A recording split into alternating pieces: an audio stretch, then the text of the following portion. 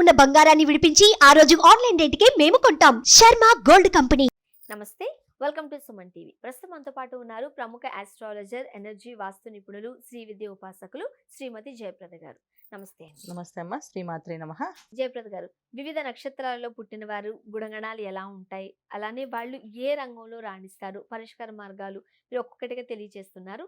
మరి ఈ ఎపిసోడ్ లో కృతికా నక్షత్రంలో పుట్టిన వాళ్ళు ఎలా ఉండే అవకాశం ఉందంటారు? కృత్తికా నక్షత్రం అంటే అది సుబ్రహ్మణ్య స్వామి నక్షత్రం. సో నక్షత్రంలో పుట్టిన వాళ్ళు కొంచెం అగ్రెసివ్గానే ఉంటారు. పట్టుదల ఎక్కువ, మొండితనం ఎక్కువే. ఏంటి ఏదైనా మాట్లాడితే దాన్ని వాళ్ళు నచ్చకపోతే దాన్ని ఖండిస్తూ దానికి కోసం ఎంత దూరమైనా వాదనకి వెళ్తారు. దాంట్లో మొహమాటమే ఉండదు. ఎందుకు అవ్వదు, ఎందుకు జరగదు అనే లక్షణాలు ఎక్కువగా ఉంటాయి వీళ్ళకి. కాదు అనే పదం ఒప్పుకోరు.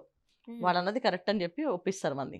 సో అంటే ఆ విధంగా వాళ్ళు నాలెడ్జ్ కూడా ఉంటుంది, వాళ్ళకి అంత నాలెడ్జ్ కూడా ఉంటుంది, మాట్లాడతారు. కొంచెం మొండితనం స్వభావం ఎక్కువగా ఉంటుంది, దూకుడు స్వభావం ఎక్కువగా ఉంటుంది. సో ఈ నక్షత్రం గురించి చెప్పాలంటే ఒకటో పాదం వచ్చేసి మేషరాశిలో ఉంటుందన్న కృతికా నక్షత్రం. 3 పాదాలు వృషభ రాశిలో ఉంటాయి.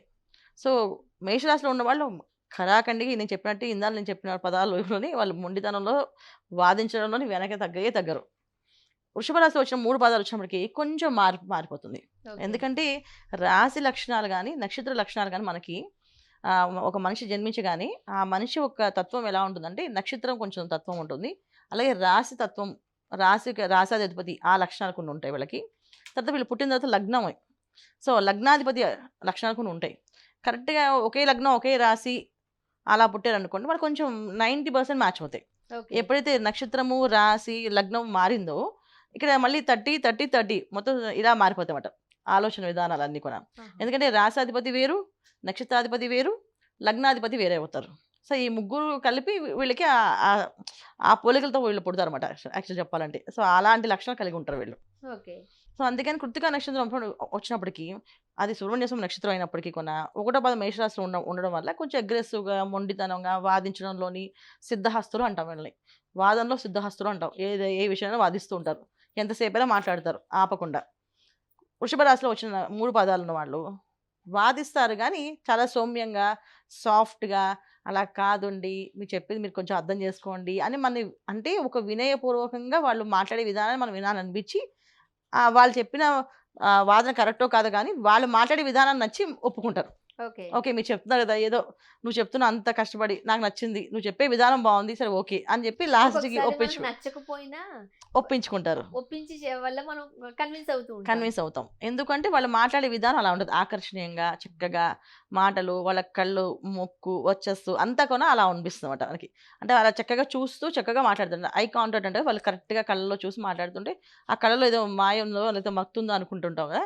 జనరల్గా ఏంటంటే వాళ్ళకి ఏమి ఉండదు కానీ అలా లక్షణాలు వాళ్ళకి వాళ్ళు మాట్లాడితే మనం అలా ముగ్ధులు అవుతాం అన్నమాట. మనం అలా అవ్వడం వల్ల నచ్చుతుంది అన్నమాట మాట్లాడతారు.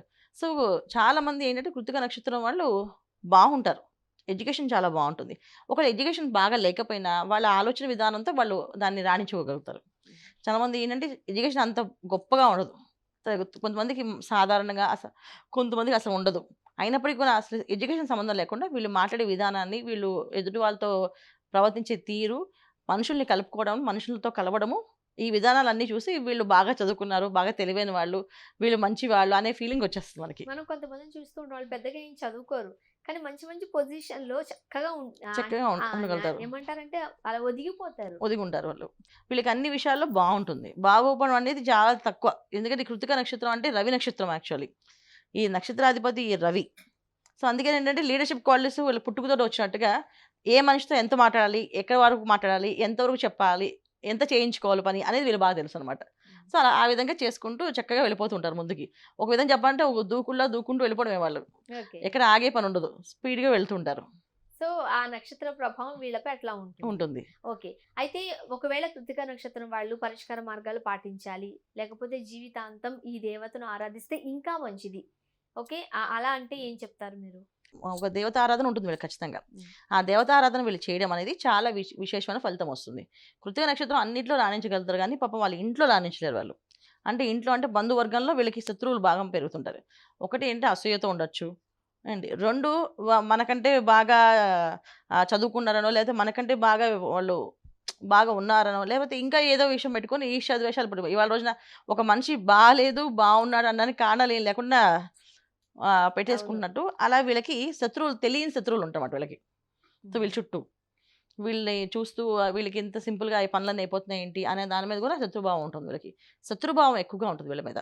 జనాలకి ఆకర్షణ ఎప్పుడైతే ఉంటుందో అక్కడ శత్రువులు ఉంటారని చెప్పేసి అని శత్రువుల ప్రభావం అయితే ప్రభావం ఉంటుంది. ఎక్కువగా ఉంటుంది. బంధువర్గంలో ఎక్కువగా ఉంటుంది. వీళ్ళు ఎంత బాగా కలుపుకుందాం అనుకున్నా వాళ్ళు కలుపుకోరు.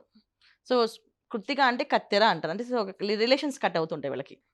సో రిలేషన్స్ నిలబడవు. సో రిలేషన్స్లో ఎంత ప్రేమగా వీళ్ళు మాట్లాడే విధానం అంతా బాగానే ఉంటుంది. కానీ అవతల వాళ్ళు వీళ్ళ మీద ఈర్ష్య పెంచుకోవచ్చు, ద్వేషం పెంచుకోవచ్చు. ఆటోమేటిక్గా దానివల్ల వీళ్ళని తగ్గి తీసుకోలేరు. అందుకే రిలేషన్స్ బాగా కట్ అవుతుంటాయి. సో కృతిక నక్షత్రం వాళ్ళకి రిలేషన్షిప్లో చాలా ప్రాబ్లమ్స్ ఉంటాయి. కొంతమంది వైఫ్ అండ్ హస్బెండ్ మధ్యలో కూడా ఇబ్బందులు ఉంటాయి. మరి 90% ఉంటాయి కాదు, 10% ఉంటుంది. మరి వీళ్ళు ఏ దేవుణ్ణి ఆరాధిస్తే మంచిది, ఏ దేవతారాధన చేస్తే మంచిది? తప్పకుండా. అంటే వీళ్ళు ఎప్పుడు కూడా వీళ్ళు మాట్లాడే విధానంలో ఎదుటి వాళ్ళు హర్ట్ అవ్వకుండా ఉండాలి. వీళ్ళు సాఫ్ట్గా చెప్పినప్పుడు కూడా వాళ్ళు ఆలోచించుకున్నప్పుడు అదేంట్రా అంత నిదానంగా చెప్పింది కానీ నాకు మాత్రం ఆ మాటలు నచ్చలేదు అంటే వీళ్ళు సాఫ్ట్గా చెప్తారు విషయాన్ని. కానీ వాళ్ళు మేము ఇది చెయ్యమని మొండిగా చెప్పినట్టే, అది మొండితనం చెప్పినట్టు. మొండిగా మేము చెయ్యము అని మొహమే చెప్పకుండా మేము చేయలేమండి ఈ పని అని చెప్తారు. సో అవతల వాళ్ళకి అది ఎంతైనా కొంచెం దెబ్బతీస్తుంటుంది.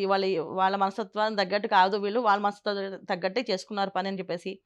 అందుకని అలాంటి భావన రాకుండా ఉండాలంటే వీళ్ళు రామరక్ష స్తోత్రం అని ఉంటుంది, రాముల వారిది.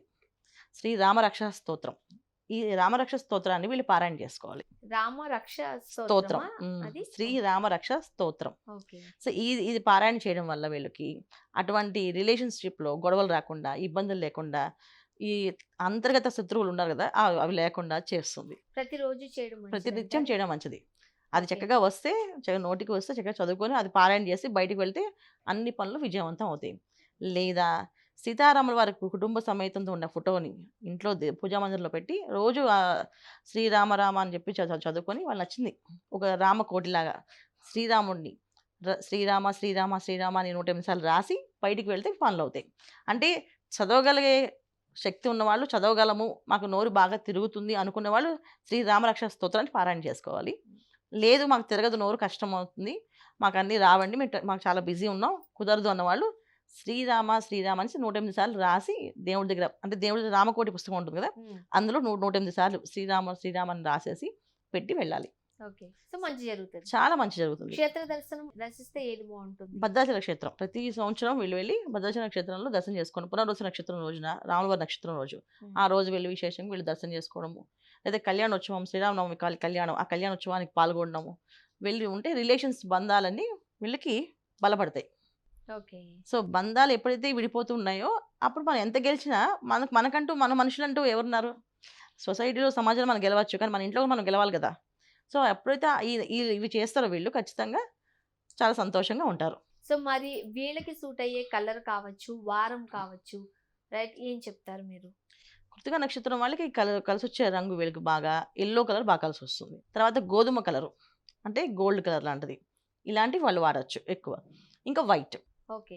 ఇవి కూడా ఎల్లో, వేసుకోవచ్చు. గోధుమ కలరు ప్లస్ వైట్ కలర్, ఇవి మంచివి వీళ్ళకి లక్కీ కలర్స్. నంబర్ ఏంటి? లక్కీ నెంబర్స్ వచ్చేసి 6 number and 1 number.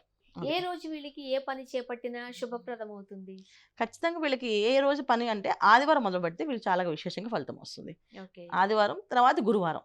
Okay. Jayaprada గారు, కృతికా నక్షత్రం గురించి, అంటే కృతికా నక్షత్రంలో ఉన్న వాళ్ళు ఎలా ఉంటారు, అలానే వాళ్ళు చేపట్టాల్సిన పరిష్కార మార్గాలు వివరించారు. ధన్యవాదాలండి. నమస్కారం. శ్రీమాత్రే నమః.